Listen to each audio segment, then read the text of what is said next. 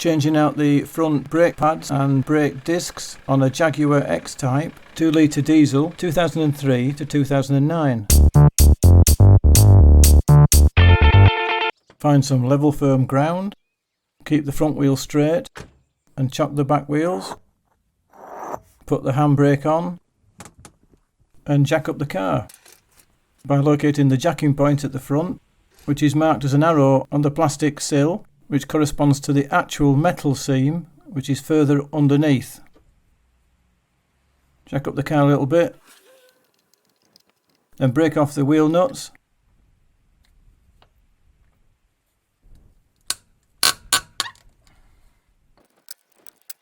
Jack up the car completely.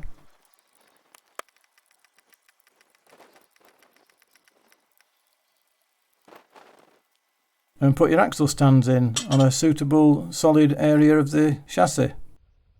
I put mine just here. Take off the wheel and put that underneath the car for extra security. Put something down on the ground to protect yourself while you're doing the job. I've got my trusty old rug here, courtesy of my Auntie Mildred. Looks like I need to clean it before I give it back to her. Here's the front caliper and disc, which looks pretty worn. But there is even wear over the front surface of the disc. I'll have to see what the back's like. These discs are 300mm in diameter for this particular car, 2-litre diesel. But I believe this size covers most of the other models as well. Just make sure you double check before ordering. So we need to take the caliper off first, and we'll go around the back and have a look at the bolts. There's just 2 bolts holding it on. So spray them with penetrating fluid and leave it a while. The best thing is to take one of the bolts out first, so you can prise the caliper off the disc, which makes it easier, especially when the discs on these don't have the little grub screw to hold it onto the hub. These bolts are 15mm. Take that off.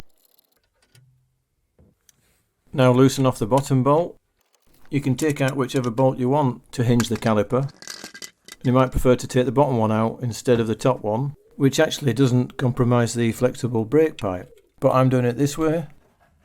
Detach the flexible brake pipe from the mount here, then put a large screwdriver in the top or the bottom, depending on which bolt you took out. Insert it in here and press against the disc. Do this gently if you're not replacing the disc. I am, so it doesn't matter. Once it's loose, we can take the other bolt out.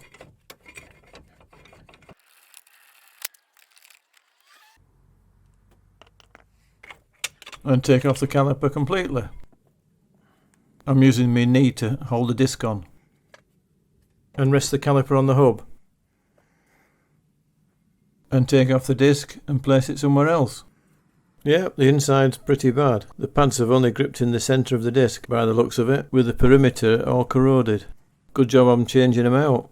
Turn the caliper over. Oh, pads are loose. They easily come out. Yeah, very thin, very worn.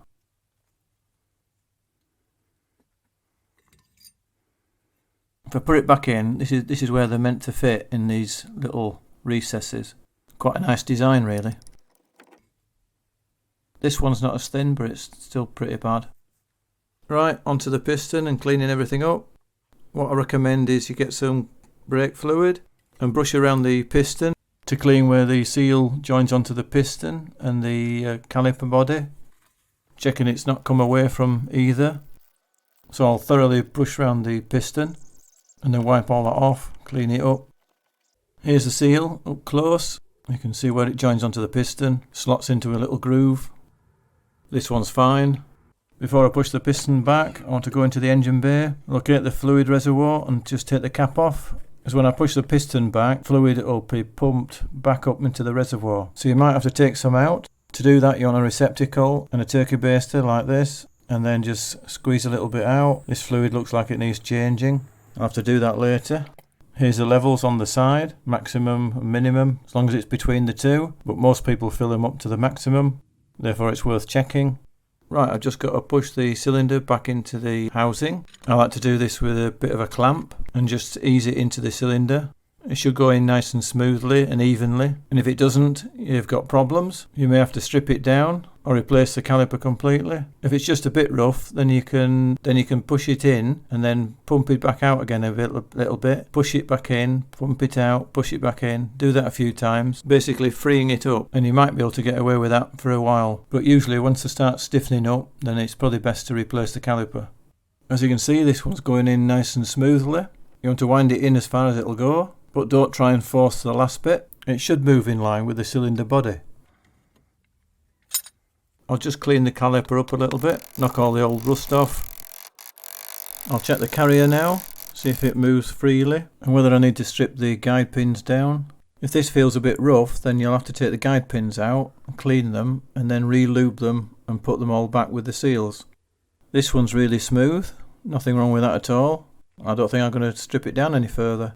But there's absolutely nothing wrong with these, really smooth. No problem whatsoever, so I'll just leave it as it is. If you did strip the guide pins out, then make sure you use some special guide pin grease, such as Permatex, which obviously works a lot better than ordinary high temperature grease. Bit of wire brushing.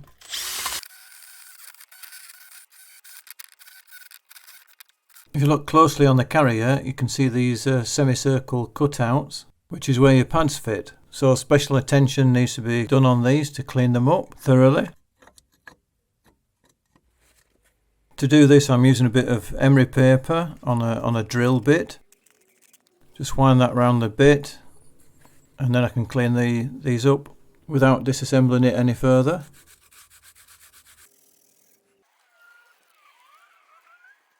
Do that on all the cutouts.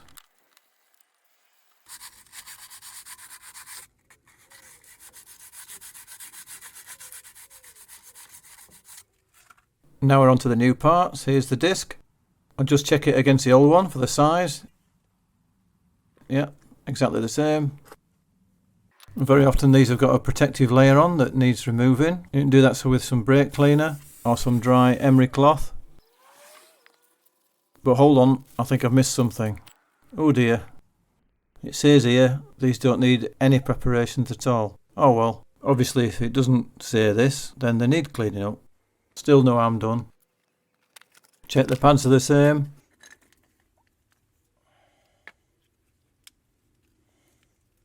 Yeah, they seem to be the same.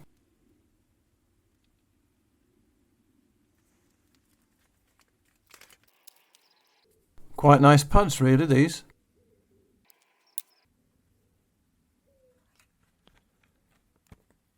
Right, looking on the face of the hub wheel flange. Just going to clean that up, as sometimes the wheels can stick on these. And you want to put some copper ease on the part of the carrier where the pads seat, so they can move nice and freely. You don't want much on. And re-slot some new brake pads into the carrier, making sure you don't put the pads in the wrong way around, which was initially what I did.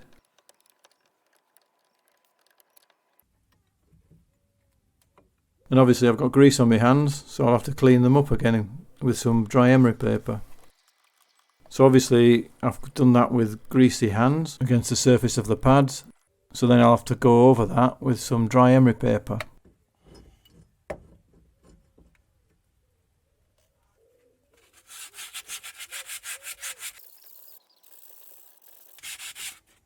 They're okay now, just need to reassemble it all. Get some new caliper bolts, or I'm just going to reuse the old ones and put some Loctite on them. Have those ready. Put the disc on.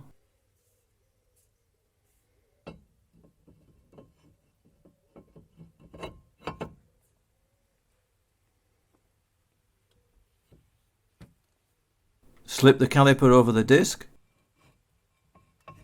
Locate the bolt holes and fit the first bolt, holding the disc on with your knee.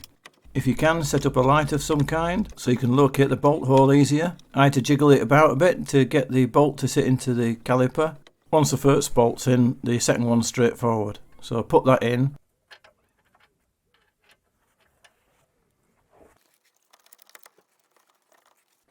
Tighten those up.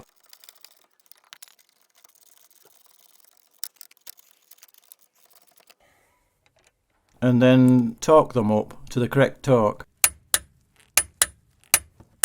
which if you haven't got a torque wrench, it's in the description of the video. Or tighten them as hard as you can, within reason of course. And we're nearly done. Go into the car and press the brake firmly down, and then do it a few times to build up some pressure. Make sure that's got a firm pedal.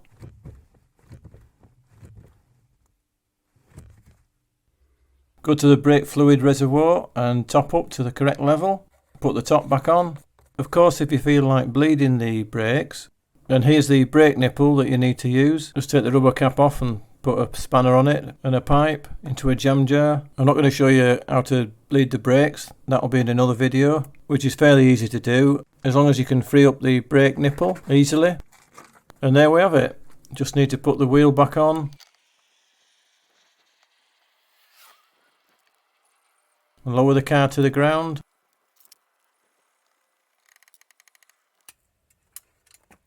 And then a final tightening of the wheel bolts and you're good to go. Well, almost, as you need to set off down a non-public quiet road and test it. Don't hit anything. Anyhow, that's it. I hope this helped you out, guys. If you like the video, give us a thumbs up. It really helps the channel. Feel free to share the video. And if you haven't already subscribed, consider subscribing. And I'll see you on the next video.